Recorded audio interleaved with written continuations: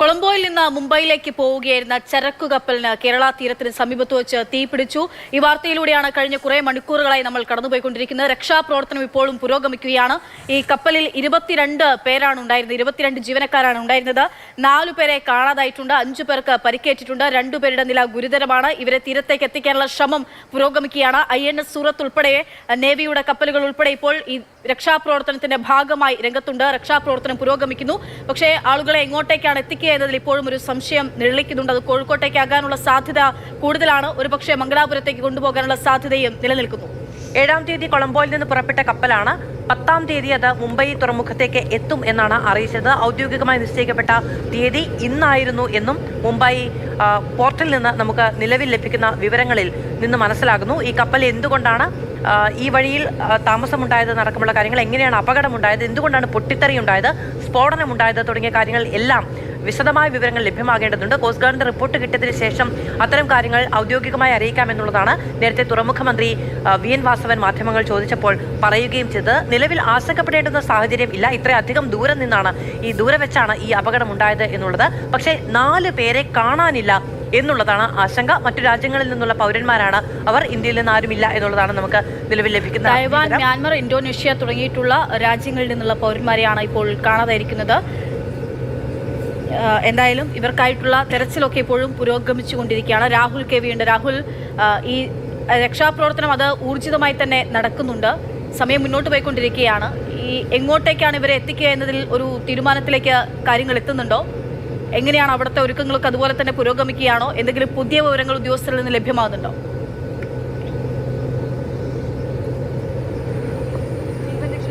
പക്ഷെ നമുക്ക് പുതുതായി ലഭിക്കുന്ന വിവരങ്ങൾ പ്രകാരം രക്ഷപ്പെടുത്തിയ 18 പേരുമായി കപ്പൽ ഇതുവരെ തീരത്തേക്ക് തിരിച്ചിട്ടില്ല എന്നതാണ്. എവിടെയാണോ അവരെ രക്ഷപ്പെടുത്തിയത് ആ മേഖലയിൽ തന്നെ തുടരുകയാണ്. അവർക്ക് വേണ്ടുന്ന പ്രാഥമിക ശുശ്രൂഷ, ചികിത്സ കപ്പലിൽ വെച്ച് തന്നെ നൽകിയിട്ടുണ്ട്. ഇനി അവിടെ നിന്ന് തിരിക്കുക തന്നെയാണെങ്കിൽ കുറഞ്ഞത് 2 മണിക്കൂറിലധികമെങ്കിലും തീരത്തേക്ക് എത്താൻ വേണ്ടിവരും എന്നുകൂടിയാണ് ഉദ്യോഗസ്ഥർ പറയുന്നത്. ഒപ്പം ഈ കപ്പലിലെ തീ നിയന്ത്രണ വിധേയമാക്കാൻ കഴിയുന്നേയില്ല. രാവിലെ 9:30 തീപിടുത്തത്തിന്റെ വിവരം കോസ്റ്റ് ഗാർഡിന് ലഭിക്കുന്നത്. അതിനുശേഷം സംഘം തീ അണയ്ക്കാനുള്ള ശ്രമം നടത്തുന്നുണ്ട്. പക്ഷേ നിയന്ത്രണ വിധേയമാകുന്നില്ല.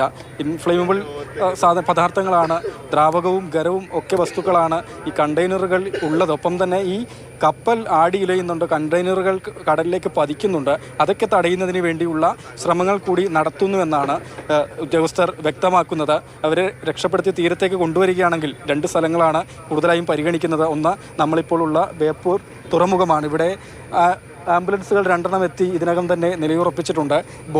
കപ്പലുമായി ബന്ധപ്പെട്ട ആളുകൾ കോഴിക്കോട് ബേബി ആശുപത്രി, മെമ്മോറിയൽ ആശുപത്രിയുമായി ബന്ധപ്പെട്ട് 10 ആംബുലൻസുകൾ ആവശ്യമുണ്ടെന്നും പൊള്ളലേറ്റ ആളുകൾക്കുൾപ്പെടെ ചികിത്സ ലഭ്യമാക്കുന്നതിനുള്ള സൗകര്യങ്ങൾ ഒരുക്കണമെന്നും രാവിലെ തന്നെ ആവശ്യപ്പെട്ടിരുന്നു. ഏതായാലും ഇപ്പോൾ നിലവിൽ അവരെ തീരത്തേക്ക് കൊണ്ടുവരാൻ സാധ്യത കൂടുതലായി കാണുന്നത് മംഗലാപുരമാണ്. കാരണം വലിയ കപ്പലിന് തീരത്തേക്ക് അടുക്കാനുള്ള എളുപ്പം മംഗലാപുരം തുറമുഖത്താണ്. ബേപ്പൂരിലേക്കാണെങ്കിൽ ഉൾക്കടലിൽ വെച്ച് തന്നെ കപ്പൽ അവിടെ നിലയുറപ്പിച്ച് ടഗ് ബോട്ടുകളിലേക്ക് ആളുകളെ മാറ്റി തീരത്തേക്ക് കൊണ്ടുവരേണ്ടതായിട്ടുണ്ട്. അതിൽ ആ സാധ്യത തള്ളിക്കളയുന്നില്ല. 2 സാധ്യതകൾ പരിഗണിക്കുന്നു എന്നത് തന്നെയാണ്. മുഹമ്മദ് ഷഹീദ് കൂടി നമ്മോടൊപ്പം. നമ്മളിപ്പോഴും ഈ സേനാ ഉദ്യോഗസ്ഥരുമായി സംസാരിച്ച സമയത്ത് കപ്പൽ തീരത്തേക്ക് തിരിച്ചിട്ടില്ല. അവിടെ തീ കെടുത്തുന്നതിനും മിസ്സായ 4 പേർക്ക് വേണ്ടിയുള്ള തിരച്ചിൽ ഊർജിതമായി നടക്കുന്നു എന്നാണ് പറയുന്നത്.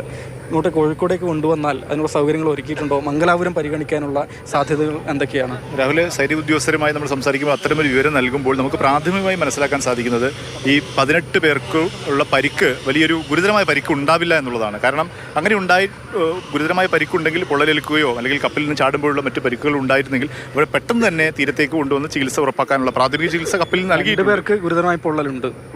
അങ്ങനെയാണെങ്കിൽ എയർ ലിഫ്റ്റിംഗ് സംവിധാനം അവർ തിരഞ്ഞെടുക്കേണ്ടതാണ്. പക്ഷേ അതിലേക്ക് പോയിട്ടില്ല എന്നുള്ളതാണ്. എന്തുകൊണ്ട് എയർ ലിഫ്റ്റ് ചെയ്യുന്നില്ല എന്നുള്ളതിനെക്കുറിച്ച് നമുക്ക് വ്യക്തമായ ഒരു മറുപടി അവരിൽ ലഭിക്കുന്നില്ല. പ്രാഥമികമായി നമുക്ക് പ്രതീക്ഷിക്കേണ്ടത് എയർ ലിഫ്റ്റിംഗ് നടക്കാത്തത് ഗൗരവമുള്ള പരിക്കുകൾ ഇല്ലാതിരിക്കുമ്പോഴാണ്. പക്ഷേ 2 പേർക്ക് ഗുരുതരമായ പരിക്കുണ്ട് എന്ന് പറയുമ്പോൾ അത് എത്രത്തോളം അത് പരിക്കുണ്ട്, അല്ലെങ്കിൽ പ്രാഥമികമായി കപ്പലിൽ വെച്ച് തന്നെ അത് ചികിത്സ ഉറപ്പാക്കാനുള്ള സംവിധാനമുള്ള പരിക്കുകളാണോ ഉള്ളത് എന്നുള്ള കാര്യങ്ങളൊക്കെ ഉണ്ട്. ഏതായാലും തീരത്തേക്ക് എത്തുകയാണെങ്കിൽ അതിനുള്ള ചികിത്സ ഉറപ്പാക്കാനുള്ള എല്ലാ സൗകര്യങ്ങളും ഈ കോഴിക്കോട് പ്രത്യേകിച്ചും ബേപ്പൂർ തുറമുഖം കേന്ദ്രീകരിച്ച് ഇപ്പോൾ നടന്നിട്ടുണ്ട്. നമ്മൾ നേരത്തെ പലപ്പോഴായി പറഞ്ഞതാണ്, ജില്ലാ കളക്ടർ നേരത്തെ തന്നെ സർക്കാർ ആശുപത്രികളും സ്വകാര്യ ആശുപത്രികളും നിർദ്ദേശം നൽകിയിട്ടുണ്ട്. ആംബുലൻസുകൾ ഒരുക്കി നിർത്തിയിട്ടുണ്ട്. എമർജൻസി ഡിപ്പാർട്ട്മെന്റുകൾ, പ്ലാസ്റ്റിക് സർജറി ഉൾപ്പെടെ ഈ പൊള്ളലേറ്റ ചികിത്സക്ക് അടിയന്തര ചികിത്സ നൽകുന്നതിനുള്ള അത്തരം എല്ലാ സംവിധാനങ്ങളും ഒരുക്കിയിട്ടുണ്ട്. പക്ഷേ നമ്മൾ നേരത്തെ പറഞ്ഞതുപോലെ ഉൾക്കടലിൽ കപ്പൽ നിർത്തി, നാവികസേനയുടെ കപ്പലാണെങ്കിലും മറ്റ് കപ്പലാണ് ഉൾക്കടലിൽ നിർത്തി ടഗ് ബോട്ടുകളിൽ, ചെറിയ ബോട്ടുകളിൽ പരിക്കേറ്റവരെ കൊണ്ടുവരേണ്ടതുണ്ട്. അങ്ങനെ ഒരു പ്രതിസന്ധി ബേപ്പൂർ നിലനിൽക്കുന്നുണ്ട്. അങ്ങനെയെങ്കിൽ ഒരുപക്ഷെ അവർ മംഗലാപുരം തിരഞ്ഞെടുത്തേക്കാം. പക്ഷേ ബേപ്പൂരിലേക്ക് കൊണ്ടുവരികയാണെങ്കിൽ നമ്മൾ പ്രതീക്ഷിക്കുന്നത് ഇതിനകം തന്നെ ബേപ്പൂർ പോർട്ട് ഓഫീസർക്ക് ഇതുമായി ബന്ധപ്പെട്ട എന്തെങ്കിലും ഇൻഫർമേഷൻ ലഭിക്കേണ്ടതാണ്. പക്ഷേ ഇപ്പോഴും അല്പസമയം മുമ്പ് പോർട്ട് ഓഫീസർ ബന്ധപ്പെട്ടപ്പോഴും ബേപ്പൂരിലേക്ക് പരിക്കേറ്റവരെ കൊണ്ടുവരുന്നത് സംബന്ധിച്ച് വിവരങ്ങളൊന്നും ഇദ്ദേഹത്തിന് ലഭിച്ചിട്ടില്ല. അങ്ങനെ കൊണ്ടുവരില്ല എന്നും പറയാൻ കഴിയില്ല. അതെ, കൊണ്ടുവരികയാണെങ്കിൽ ഇതിനകം വിവരങ്ങൾ എന്തെങ്കിലും ലഭിക്കേണ്ടതാണെന്നാണ് നമ്മളുടെ ഒരു അനുമാനം. കാരണം 2 മണിക്കൂർ ഡിസ്റ്റൻസ് ഉണ്ടെങ്കിൽ പോലും ഈ പരിക്കേറ്റവരെ ഇങ്ങോട്ട് എത്തിക്കുന്നത് സംബന്ധിച്ച് എന്തെങ്കിലും ഇൻഫർമേഷൻ ലഭിക്കേണ്ടതാണ്. പക്ഷേ അങ്ങനെയൊന്നും ഇതുവരെ ഉണ്ടായിട്ടില്ല. ഒരുപക്ഷെ മംഗലാപുരത്തേക്ക് അതിനുള്ള ഇൻഫർമേഷൻ പോയോ എന്നുള്ള കാര്യമുണ്ട്.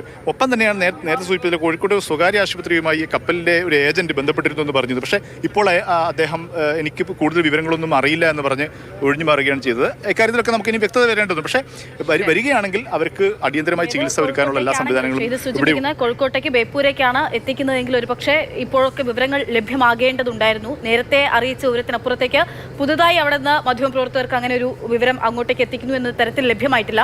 മംഗലാപുരത്തേക്ക് മാറ്റുകയാണെങ്കിൽ ഒരുപക്ഷെ അവിടെ നിന്നുള്ള വിവരങ്ങൾ നമുക്ക് ലഭ്യമാകേണ്ടതാണ്. ഇപ്പോൾ ആ അറിയിപ്പ് ലഭിച്ചിട്ടില്ല. പക്ഷേ ഇതിൽ ഏറ്റവും പ്രധാനം രാഹുൽ സൂചിപ്പിച്ചനുസരിച്ച് ഇപ്പോഴും അവിടെ നിന്ന് ഈ ആളുകൾ ഇതിലുള്ള ഉദ്യോഗസ്ഥരുമായിട്ടുള്ള കപ്പൽ അവിടെ നിന്ന് പുറപ്പെട്ടിട്ടില്ല എന്നുള്ളതാണ് ഏറ്റവും പ്രധാനം. പ്രാഥമികമായ ചികിത്സാ സൗകര്യം നൽകാൻ കഴിഞ്ഞതുകൊണ്ടായിരിക്കാം.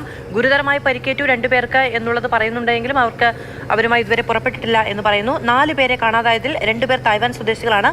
ഒരു ഇന്തോനേഷ്യൻ സ്വദേശിയും ഒരു മ്യാൻമർ സ്വദേശിയുമാണ് കാണാതായിരിക്കുന്നത്.